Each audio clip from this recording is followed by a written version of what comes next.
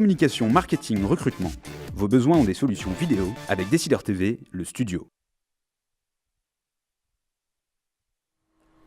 Bonjour à tous et bienvenue dans notre duplex bourse du mardi 21 janvier 2014. On se connecte comme d'habitude avec la salle des marchés de Bourse Direct et notre expert Romain Daubry. Bonjour Romain.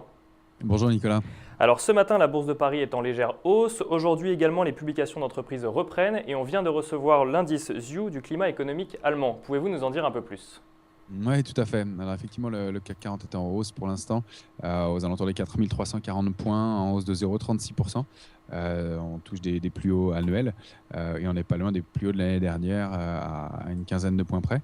C'est le ZEW du climat des affaires, vous avez raison, qui a été publié à 11h, qui est sorti moins bon que le consensus, puisqu'à 61,7 contre 64 attendu. Ça n'a pas empêché le marché de continuer à payer. Donc effectivement, pas beaucoup d'actualité aujourd'hui.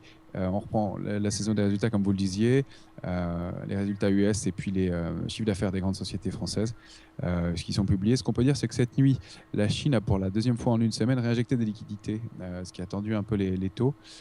Donc c'est pas une très bonne nouvelle, mais ça signifie en même temps que le gouvernement veille. Donc voilà, à surveiller. Alors dans ce contexte, quels sont les supports et résistances à surveiller aujourd'hui ? Eh bien, la tendance restera très positive au-dessus de 4296 points. On en est assez loin maintenant. Le point important à franchir à la hausse, c'est 4341. On vient de buter dessus quasiment il y a quelques minutes. On pourrait ensuite atteindre 4356, comme je vous le disais, c'est le point haut de 2013. Donc, il serait à atteindre, et pourquoi pas à franchir. Si c'est le cas, on pourrait atteindre 4386 et pourquoi pas une extension à 4420. Ce sera la cible haute dans un premier temps. Si en revanche le marché ne tenait pas et corrigeait, il faut surveiller les 4315 points, puis derrière 296, 280 et pourquoi pas le pied du gap qu'on avait laissé récemment à 4274.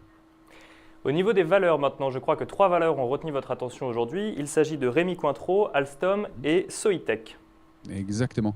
Alors Rémy Cointreau, mais parce qu'elle avait annoncé une baisse des ventes, notamment en Asie, et c'est confirmé. Du coup, le chiffre d'affaires sur 9 mois est en baisse de 12,3%. En fait, c'est l'effet de la loi anticorruption qui a pénalisé fortement le titre, puisque du coup, les cadeaux sont maintenant limités. Et donc, ça a vraiment manifestement diminué les ventes de cognac, notamment en Asie. Du coup, elle perd 4,2% à 54,70 €. Ça, c'était à l'ouverture. Et elle se retourne largement, puisque maintenant, elle est en hausse de 2,98% à 58,85 €. Donc apparemment, la conférence de presse est en train de faire digérer largement la mauvaise nouvelle. Et puis il y a effectivement Alstom. Elle est en baisse elle a perdu presque 13% à l'ouverture. Elle perd plus d'une dizaine de pourcents maintenant, aux alentours de 24 €. La sanction est un peu forte pour le groupe, puisque elle annonce un chiffre d'affaires au troisième trimestre en baisse de 2% uniquement, et même en hausse de 2% en croissance organique. Donc c'est plutôt pas trop mal. En revanche, les commandes au troisième trimestre sont aussi en hausse de 11% à 5,62 milliards d'euros. Donc c'est quand même un beau carnet de commandes. En revanche, ce qu'on sanctionne, c'est l'activité sur 9 mois. Les commandes sont en baisse de 12%. Et puis, le fait qu'elle reporte ses objectifs de marge opérationnelle sur l'exercice suivant. Elle confirme ses objectifs sur l'année, mais reporte les objectifs de marge opérationnelle. On peut rappeler qu'elle avait annoncé en décembre 1300 suppressions de postes sur 82 000, des réductions de coûts d'1,5 milliard d'euros à horizon 2016, des cessions importantes de 1 à 2 milliards d'ici la fin de l'année. Et puis, elle est en pourparlers, on le sait actuellement aussi, pour la cession de son unité d'échangeur thermique. Donc voilà, la baisse d'aujourd'hui paraît quand même assez violente, mais on attend beaucoup du titre. On peut dire aussi que par effet de cliquet, Bouygues perd plus de 5%, 5,5% à l'instant, à cause du fait qu'elle soit actionnaire à hauteur de 29% sur Alstom. Et puis enfin, une dernière valeur qui est bien connue des investisseurs, c'est Soitec, le spécialiste des semi-conducteurs, qui annonce un chiffre d'affaires du troisième trimestre aussi mauvais qu'attendu, en baisse de 45% à 33,100 millions d'euros. La situation s'est vraiment aggravée au troisième trimestre. Donc reçu dans le secteur des semi-conducteurs, et notamment de son principal client AMD. Donc l'effet dollar joue aussi, mais ne justifie pas cette baisse-là.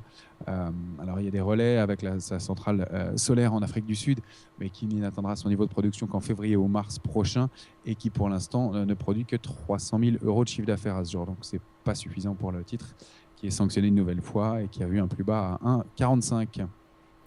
Et on se tourne maintenant vers Wall Street, qui était donc férié hier, mais qui a clôturé en hausse vendredi. À quoi peut-on donc s'attendre à l'ouverture cet après-midi?